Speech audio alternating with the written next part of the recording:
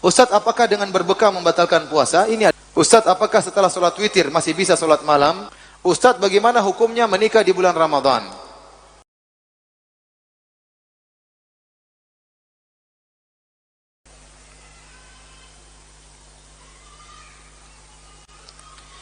Mohon penjelasan terkait kepercayaan sebagian masyarakat ada meyakini ritual balimau, keramas sehari sebelum Ramadan. Kalau dia habis badannya kotor, habis junub, tidak apa-apa dia keramas ya. Sehari sebelum Ramadan, menjelang Ramadan, pas Ramadan juga nggak masalah. Tapi kalau nggak ada apa-apa, kemudian meyakini harus keramas, saya rasa tidak ada dalilnya ya. Saya rasa tidak ada dalilnya. Ustadz, apakah dengan berbekam membatalkan puasa? Ini ada khilaf di kalangan para ulama tentang hadis aftarul hajim wal mahjum. Syekh Utsaimin berpendapat bahwasanya kalau berbekam ya itu membatalkan puasa karena biasanya bekam darah keluar banyak, dan darah keluar banyak melemahkan seorang berpuasa. Sama seperti seorang yang sengaja muntah juga membatalkan puasa. Kenapa? Kalau dia sengaja muntah ya berarti melemahkan dirinya, dan syariat tidak ingin puasa menyebabkan orang sakit, maka dianggap batal ya. Ini khilaf ya. Allah alam bisawab, saya belum mempelajari lebih dalam lagi ya tentang masalah ini, tapi lebih baik menjauhi bekam kalau bekam malam hari.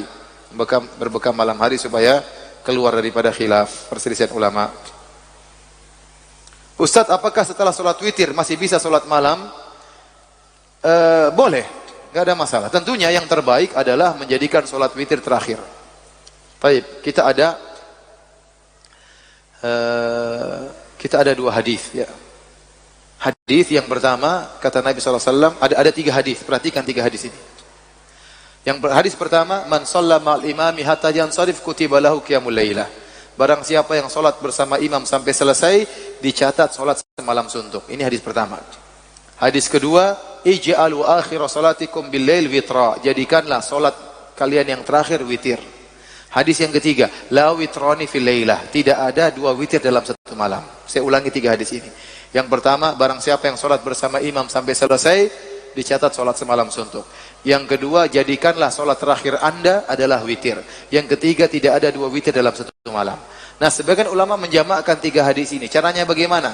Kalau orang sholat bersama imam di masjid dan dia ingin sholat lagi setelah ini, kalau imamnya pas witir, dia tidak niat witir.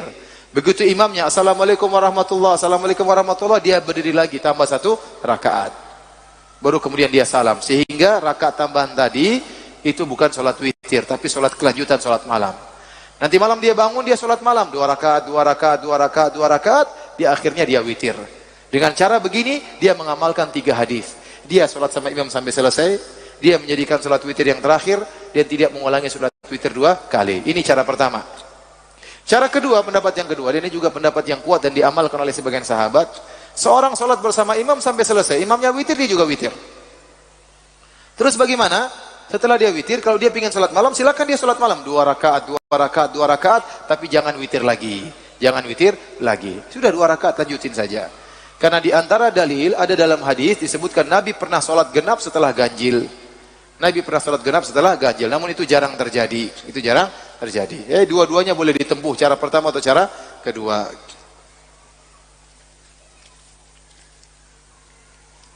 Ustadz, bagaimana hukumnya menikah di bulan Ramadan? Apakah pahalanya mengalahkan pahala nikah di bulan Syawal? Karena Ramadan belum bulan dilipat gandakan pahala. Tidaklah. Tidak, maksudnya yang dilipat gandakan adalah ya ibadah-ibadah yang biasa, baca Quran, sholat yang dianjurkan. Nikah bebas kapan, Ramadan, enggak Ramadan, terserah. Justru kalau nikah di bulan Ramadan semakin berat ujian. Bayangkan nikah di bulan Ramadan, kemudian malam pertama, besok siang, waduh gelisah. Ya. Hari terasa lama sekali ya. Nunggu malam tiba. Maka ya, tapi kalau kebetulan bulan Ramadan nikah ya sudah enggak ada masalah ya. Tapi kalau bisa ditunda mungkin lebih ringan bagi dia karena godaan semakin berkurang. Ustadz, saya dengar pembagian Ramadan menjadi 3, 10 hari awal, 10 hari tengah, 10 hari terakhir. Apakah hadisnya adalah hadis dhaif? Apakah itu benar? Iya. Ini hadisnya dhaif. Rasulullah SAW mengatakan atau diriwayatkan Nabi berkata, Ramadan syahrun awwaluhu rahmah wa awsatuhu maghfirah wa akhiruhu itqun minan nar. Ramadan adalah bulan yang 10 hari pertamanya rahmat, 10 hari keduanya ampunan, 10 hari ketiga dibebaskan dari neraka jahanam. Hadis ini mungkar, bertentangan dengan hadis yang lebih sahih. Hadis yang lebih sahih dikatakan walillahi utaqa'u minan nar wa dzalika kullu lailah. Wa dzalika kullu lailah. Setiap malam Allah mencatat hamba-hambanya terbebaskan dari neraka jahanam, dan itu berlaku tiap malam, bukan 10 malam terakhir saja. Paham? Sementara hadis ini mengatakan cuma 10 hari terakhir. Lagi pula, saya tanya sama antum, kalau ada orang puasa 10 hari pertama saja, 10 hari kedua dia meninggal dunia, berarti dia baru dapat rahmat, ampunan belum? Paham? Atau dia puasa sampai 10 hari kedua, kemudian dia meninggal, berarti dia belum dapat bebas dari neraka jahanam, baru dapat ampunan. Itu tidak benar. Karena orang yang diampuni pasti bebas dari neraka jahanam. Tidaklah seorang terhalangi masuk surga dan dilemparkan dalam neraka jahanam kecuali karena dosa-dosa. Nah, kalau orang sudah diampuni dosa-dosanya, ya pasti masuk surga. Maka di sini pembagiannya enggak tepat secara apa? Secara logika juga enggak tepat.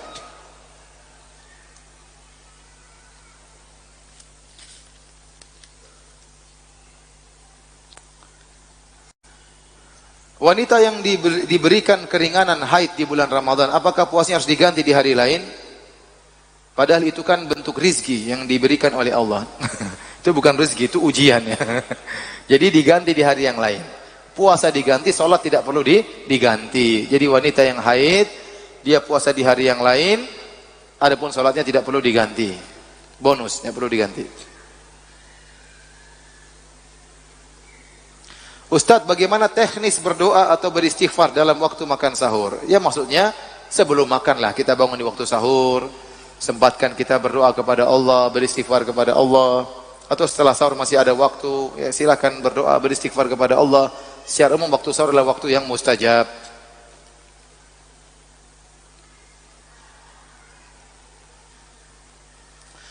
Mana yang lebih baik, menghafalkan Quran 2 kali atau menambah hafalan Ustadz? Dua-duanya digabungkan. Kalau memang Anda harus menambah hafalan cuma khatam sekali, tidak apa-apa ya. Usahakan untuk khatam ya. Yang penting banyak baca Quran ya.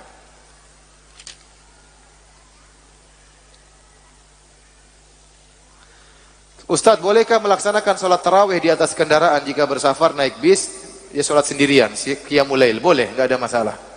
Boleh dia sholat meskipun di atas bis atau dia di atas pesawat, silakan dia sholat, nggak ada masalah.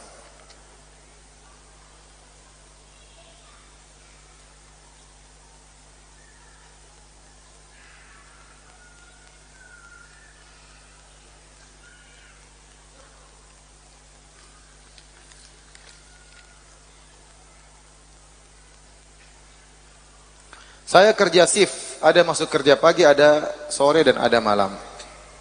Pertanyaan, amalan ringan apa yang bisa berpahala besar yang sering dilakukan Nabi saat Ramadan, baik saat puasa atau malam? Apakah sholat tarawih bisa dilakukan saat Isya pulang, saat saya pulang kerja jam 12 malam? Boleh. Jadi sholat malam kalau tidak memungkinkan kita untuk sholat bersama imam, kapan saja, yang penting setelah sholat Isya. Mau jam 9, mau jam 8, mau jam 12, mau jam 1, nggak ada masalah. Sebisanya kita. Tapi kalau bisa sholat bersama jamaah itu yang terbaik, karena kita akan dapat pahala sholat semalam suntuk. Amalan ringan apa yang berpahala besar dilakukan oleh Nabi saat Ramadan? Nabi SAW waktu Ramadan beribadah semaksimal mungkin. Ya, makanya dalam hadis disebutkan, kana Nabi SAW ajwadan nas. Hadis Ibnu Abbas dalam Sahih Bukhari. Rasulullah SAW adalah orang yang paling dermawan. Wa kana ajwadu ma yakun fi Ramadan. Dan di Ramadan justru lebih dermawan lagi. Hina yalqahu Jibril. Tatkala dia bertemu dengan Jibril. Fayudarisul Quran. Jibril ngajari Nabi Al-Quran.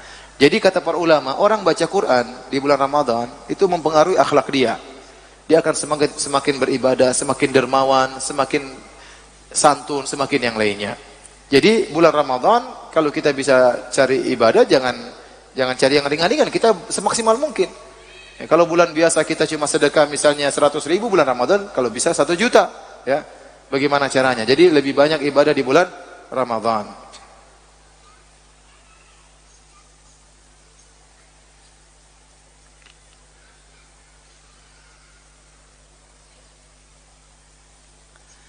Asif jiddan ya Ustadz, ana dulu terjerat dalam lingkaran gay, ya.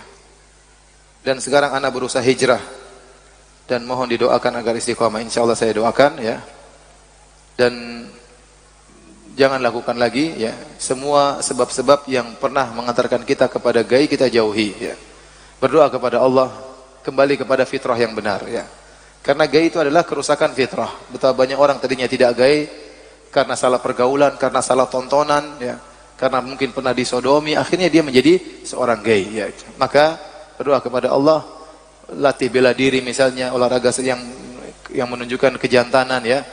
Ya, baru kemudian menikah ya. Kemudian salurkan syahwat pada tempat yang benar dan banyak berdoa kepada Allah Subhanahu wa taala ya. Sebenarnya saya sempat bertemu dengan sebagian orang, saya ke Bali. Teman-teman cerita ada beberapa gay yang sudah tobat, benar-benar tobat dan sudah normal. Saya sempat bilang sama dia, tolong suruh temanmu itu yang sudah tobat, dan banyak orang, bukan satu dua orang. Tolong tuliskan buku. Bagaimana cara dia bertobat, bagaimana cara dia kembali kepada sesuatu yang normal agar bisa bermanfaat bagi orang-orang yang terkena syahwat gay, syahwat homoseksual. Ya, karena sebagian orang menganggap tidak mungkin bisa berubah. Ternyata bisa, ya. Ini saya dapat informasi ini waktu saya ke Bali, ya, karena di Bali kan banyak pergaulan yang bebas, ya. Alhamdulillah, sebutkan ada sebagian ikhwan-ikhwan yang akhirnya, bukan ikhwan, maksudnya orang yang akhirnya taubat dan hidup sekarang normal, biasa. Dia bisa melepaskan syahwat setannya tersebut, ya. Taib, demikian saja kajian kita pada kesempatan kali ini. Kurang lebihnya saya mohon maaf, ya. Sebagaimana Allah kumpulkan kita di tempat yang mulia ini, semoga Allah kumpulkan kita di surganya kelak. Amin ya rabbal alamin. Wabillahi taufiq wal hidayah.